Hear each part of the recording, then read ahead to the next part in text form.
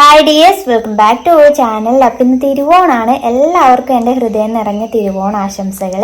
അപ്പോൾ എല്ലാവരും ഇന്ന് തിരക്കിലായിരിക്കും അല്ലേ? പൂവിടലും ഫുഡാക്കലൊക്കെ തിരക്കായിരിക്കും. അപ്പോൾ നമ്മുടെ ഫുഡൊക്കെ റെഡി ആയിട്ടുണ്ട്, പൂക്കളിടലൊക്കെ കഴിഞ്ഞിട്ടുണ്ട്.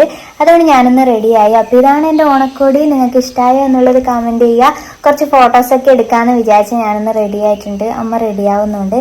അപ്പോൾ അതിൻ്റെ ഫോട്ടോസൊക്കെ ഞാൻ പറ്റിയെങ്കിൽ ഈ ഒരു വീഡിയോൻ്റെ കൂടെ ആഡ് ചെയ്യാൻ നോക്കാം.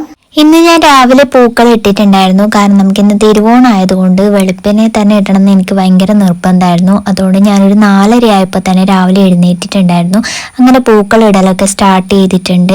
ഇന്നലെ നമ്മൾ രാത്രി 8 മണിയായപ്പോഴാണ് പൂക്കൾ വാങ്ങാൻ വേണ്ടിയിട്ട് മയിൽ പോയിട്ടുണ്ടായിരുന്നത്.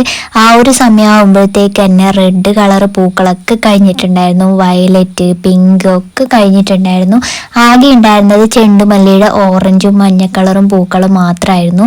ഈ ഒരു പൂക്കൾ ഞാൻ മിനിഞ്ഞാന്ന് വാങ്ങിച്ചതാണ്. അതെന്തോ ഭാഗ്യത്തിന് ഇന്നലെ ഇടാതിരുന്നു. അതുകൊണ്ടാണ് ഇതിനെ നടുക്ക് ഇടാൻ വേണ്ടിയിട്ടുണ്ടായിരുന്നത്. ഇല്ലെങ്കിൽ ഫുള്ള് മഞ്ഞയും ഓറഞ്ചും ആയിട്ട് പൂക്കളം കാണാൻ വേണ്ടിയിട്ട് ഒരു ഭംഗി ഉണ്ടാവില്ലായിരുന്നു. അങ്ങനെ ഇത് നടുഭാഗത്ത് ഇട്ടിട്ടുണ്ട്. പിന്നെ എൻ്റെ കയ്യിൽ വേറെ കളറൊന്നും ഇല്ലായിരുന്നു. ആ ഒരു ഓറഞ്ചും മഞ്ഞയും മാത്രമേ ഉണ്ടായിരുന്നുള്ളൂ. ഞാനാണെങ്കിൽ പൂക്കളത്തിൻ്റെ ഡിസൈന് ഗൂഗിളിൽ നോക്കിയിട്ടായിരുന്നു വരച്ചിട്ടുണ്ടായിരുന്നത്. നല്ല ഭംഗിയുള്ളൊരു പൂക്കളായിരുന്നു. അതുപോലെ തന്നെ വരയ്ക്കാനും പറ്റിയിട്ടുണ്ടായിരുന്നു. പക്ഷെ അതിലുള്ള പോലെ ഒന്നും പൂക്കളില്ലായിരുന്നു. ഞാൻ ആ ഒരു പിക്ചറിൽ കണ്ട ആ ഒരു രീതിയിൽ തന്നെ പൂക്കളം സെറ്റ് ചെയ്യാനാണ് വിചാരിച്ചത്. പക്ഷെ ഈ ഒരു കളേഴ്സ് ഒന്നും കിട്ടാത്തത് കൊണ്ട് തന്നെ പിന്നെ ഒന്നും ചെയ്യാൻ കഴിയില്ലല്ലോ. 2 കളേഴ്സ് മാത്രമേ കൂടുതലായിട്ടുള്ളൂ. അതുകൊണ്ട് ഞാൻ ആ ഡിസൈനൊക്കെ മാറ്റി വേറൊരു ഡിസൈനിലാക്കി എടുത്തു.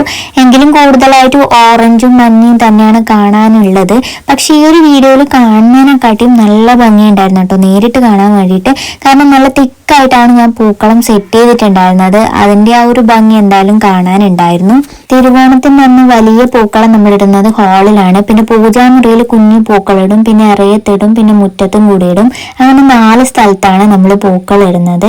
അതുപോലെ പൂവിടുന്നതിന് മുന്നേ തന്നെ നമ്മൾ പറിച്ചിടാത്ത, അതായത് മുഴുവനായിട്ടുള്ള പൂവ് നമ്മൾ മുത്തപ്പൻ്റെ അവിടെയും എടുത്തു വെക്കും പൂജാമുറിയിൽ. അത് പണ്ട് തൊട്ടേ ഇവിടെയുള്ള ശീലമാണ്. അങ്ങനെയാണ് കേട്ടോ വെക്കുന്നത്. അപ്പം എല്ലായിടത്തും നമ്മൾ ഈ ഒരു പൂക്കളം തന്നെയാണ് ഇട്ടിട്ടുള്ളത്. അത് കഴിഞ്ഞിട്ട് ഞാൻ വേഗം തന്നെ മൂത്തേൻ്റെ വീട്ടിലേക്ക് പോയിട്ടുണ്ടായിരുന്നു. മൂത്തക്ക് പൂവിടാൻ വേണ്ടിയിട്ട് വയ്യാത്തതാണ്. അതുകൊണ്ട് നമ്മൾ പൂവിടാൻ വേണ്ടിയിട്ട് അങ്ങോട്ടേക്ക് പോയി. അങ്ങനെ അവിടെയും നമ്മൾ പൂക്കളൊക്കെ സെറ്റ് ചെയ്ത് കൊടുത്തിട്ടുണ്ടായിരുന്നു. അപ്പം എൻ്റെ സിസ്റ്റർ വൻഷ വന്നിട്ടുണ്ടായിരുന്നു. അവൾ കൊണ്ടുവന്ന പൂക്കളാണിത്. അപ്പം നല്ല ഭംഗിയുണ്ടായിരുന്നു കേട്ടോ കാണാൻ വേണ്ടിയിട്ട്. ഞാൻ ആദ്യമായിട്ടാണ് കാണുന്നത്. അപ്പം ഈ ഒരു പൂക്കളാണ് ഞാൻ അവിടെ സെറ്റ് ചെയ്ത് കൊടുത്തിട്ടുണ്ടായിരുന്നത്. അതുപോലെ മുറ്റത്തും ഇട്ടിട്ടുണ്ടായിരുന്നു. അവർക്ക് പൂജാമുറി ഇല്ലാത്തതുകൊണ്ട് പൂജാമുറിയിൽ ഇട്ടിട്ടില്ല. പിന്നെ നമ്മൾ ഇറയത്തും ഇട്ടിട്ടുണ്ട്. അങ്ങനെ 3 സ്ഥലത്ത് മൂത്തേനെ വീട്ടിലും നമ്മൾ പൂക്കൾ ഇട്ടിട്ടുണ്ടായിരുന്നു.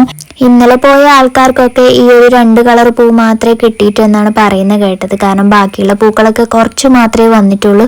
വന്ന ഉടനെ തന്നെ അത് കഴിഞ്ഞിട്ടും ഉണ്ടായിരുന്നു എന്നാണ് അവർ പറഞ്ഞത്. അതുകൊണ്ട് എല്ലാവരുടെ പൂക്കളത്തിലും കൂടുതലായിട്ട് ഈ ഒരു 2 കളർ മാത്രമേ കണ്ടിട്ടുള്ളൂ.